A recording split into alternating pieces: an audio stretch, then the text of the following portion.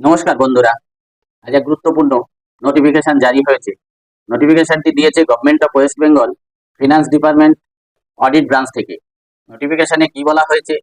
The 1st July is celebrated as a doctor day to commemorate the birth anniversary of late doctor Bidhan Chandra Roy, ex chief minister of West Bengal. পাশে আপনারা নোটিফিকেশনটা দেখতে পাচ্ছেন। সেখানে বলা হয়েছে যে আগামী 1 জুলাই ডক্টর ডে হিসাবে হাফ ডে ছুটি থাকবে। half half day holiday for the office and doctors day হিসাবে অফিস হাফ ছুটি থাকবে। কবে? 1 জুলাই 2025 মঙ্গলবার।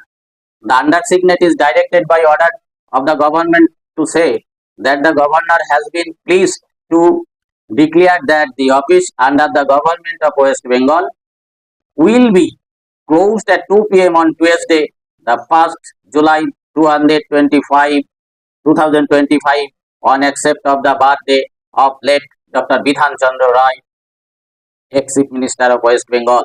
বলা হয়েছে যে আগামী 1 জুলাই 2025 মঙ্গলবার 2টো পর্যন্ত অফিস, স্কুল, কলেজ, পৌরসভা, পঞ্চায়েত এবং সমস্ত অফিস হাফ ডে ছুটি থাকবে, অর্থাৎ 2টো পর্যন্ত রান করবে, 2টো পর্যন্ত চলবে, তারপর থেকে ছুটি থাকবে।